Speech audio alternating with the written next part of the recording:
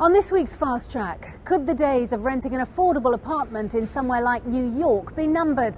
If they're being described as a boutique hostel or a boutique hotel and you're spending $20, $30, $40, it's very likely that it's an illegal hotel.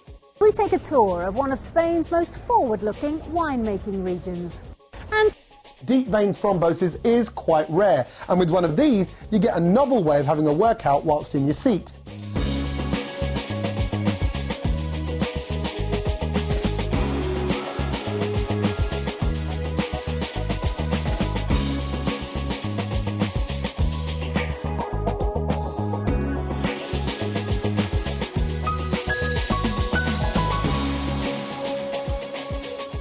Hello, I'm Fiona Foster. Welcome to Fast Track.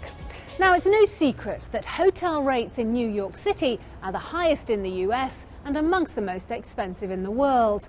And some unscrupulous landlords have been taking advantage of that by turning residential apartments into cheap hotel rooms. But now the government is cracking down. Carmen has been investigating the rise of illegal hotels and how you can avoid being caught out.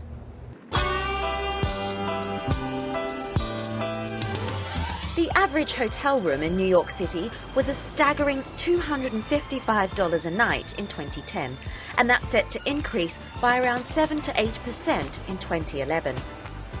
So, like any other savvy traveller, on a recent trip to the Big Apple, I booked myself an apartment over the internet.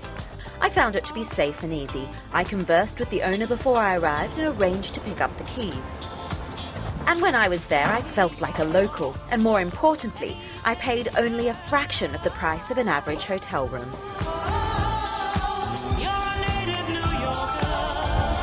But come May 1st, this practice could technically be illegal. A new law is coming into force that bans apartment rentals in New York City for less than 30 days. But this law is really aimed at establishments like this. This is 201 West 87th Street, also known as Jazz On Hotel, but it's a residential single-room occupancy building. And you can see that they've redone the hallways, painted the walls, and also the piping. And then we have, tenant stores that are not painted as if they were part of the hotel, because they're not. Downstairs, there's a check-in desk for guests next to mailbox for residents. It's estimated 200 to 300 buildings across New York that are specifically designated for single-room occupancy are being rented out on a nightly basis. Fire safety and exits are an issue, particularly for non-English speaking visitors, while local residents are being forced out of the affordable rental market. Why this bill was drafted and passed was actually from concerns of the point of view of tenants that are in these buildings, and the fact that the illegal hotels create this incentive for landlords to evict tenants, and it puts, the fact that we have limited amounts of affordable housing, that's something that is great at risk when you take these buildings off of the affordable housing market. Senator Liz Kruger, one of the driving forces behind the bill, says residents will no longer see apartments overrun by transient tourists, and visitors will no longer have to worry about arriving to find that their hotel is actually an apartment building. Vivian Riffelmacher used to live in this building on the Upper West Side, but in 2004 it was partially converted into a hostel. Basically, you were made to feel like you weren't welcome in the building.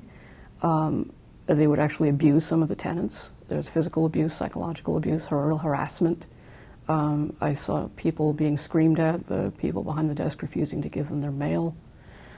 Suddenly you have traffic in the building, like incredible crowds of people coming in.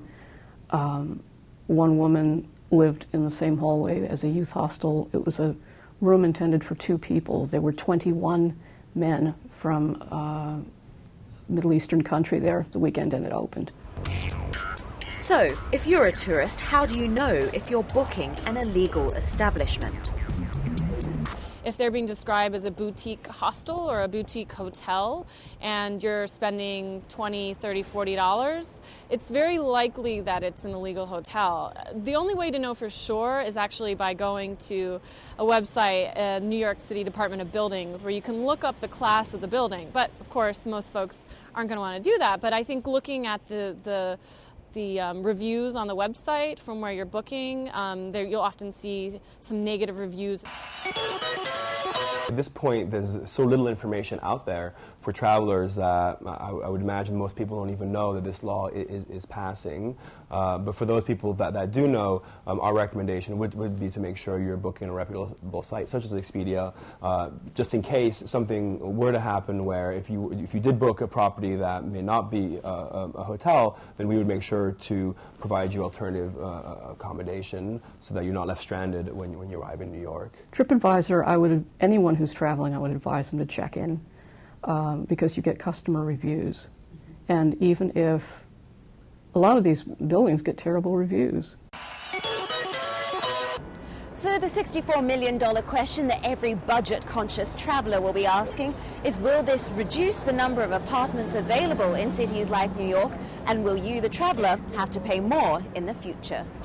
It's bad news for a budget traveler because if you don't have $500 for a weekend in New York, then you might not come here, and that is not necessarily great for the city because they're not just, it may be good news for the hotels, but they're spending money in the city in general, and so we lose that money. And while you would expect the majority of hoteliers in the city to be happy about this new law, one major booking website is lobbying against it. We oppose the legislation, and we're working with lawmakers to make some changes before May 1st. From Expedia's perspective, we're looking for a variety of supply of options for our customers. And so when we look at the type of buildings that are made available currently, we feel that gives our customers a broad spectrum of choices in New York, and we like to keep it that way.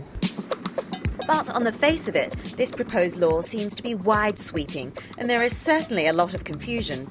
It's fine to rent a spare room in a residential apartment, for instance. But what if you're booking an apartment on a reputable site like CrashPadder or Airbnb? Will you be breaking the law, and will you be fined? Thankfully, the short answer is no. The law really just clarifies the legal use of a building from the point of view of who is actually deciding who is staying in the building. So that's the owner, the operator, or the lessee of a building. So those are the folks that are going to be fined when they're found in violation of operating an illegal hotel. It's not the individual at all. But many people in the travel industry are worried that these new laws could harm legitimate booking sites and drive apartment rentals underground. Bringing in a piece of legislation like that, all it's going to do is stop the businesses from operating, marketplaces like CrashPadder, and force people back into essentially a black market where there's no regulation whatsoever. Other cities in the US have introduced similar laws, like Maui and Chicago, while California and Texas are considering a crackdown on short-term rentals. Further afield, and officials in Paris are also tipped to follow New York City's lead. The law is so far-sweeping that it affects those who just occasionally do it just to supplant, a little extra income. And that's actually bad news for locals too, who may use that income in order to pay their mortgage. So it's complicated. It's a hard thing to police, and and I think we'll just have to see what the effect is on the city. So have you ever rented an apartment when you've been away for business or pleasure and found out it wasn't quite what it seemed? Do let us know. We'd love to hear your story. Drop us a line at fasttracktravel@bbc.co.uk. Time now, though, for a look at the rest of the week's travel news. Several countries, including France, Russia and the United Kingdom, have been evacuating their citizens from Libya in response to the ongoing political situation in the country. Tour companies Explore and Exodus are among those who have cancelled trips to the country until the end of March. They're currently contacting customers to discuss alternative travel options. Tourists are being asked to leave Christchurch and head to other areas of New Zealand so that the city's hotels can be used to house earthquake victims. Christchurch International Airport is now open for all international and domestic flights, but passengers are advised to check with their airline before they travel. Russia has boosted security at some of its most popular ski resorts after 3 tourists were gunned down and a ski lift was bombed. Islamist rebels are thought to be responsible for the murders in the North Caucasian region. The violence has increased fears that the Sochi resort, the host of the 2014 Winter Olympics, may be targeted. And Princess-in-Waiting Kate Middleton's hometown of Bucklebury has become the UK's newest tourist attraction. Coach operators have launched tours of the area featuring the future princess's old primary school and local pub. It was something we wanted to do for our local clientele, just as something to do in the early part of our year as an excursion, and it sort of snowballed from there really, so it's pretty much gone worldwide.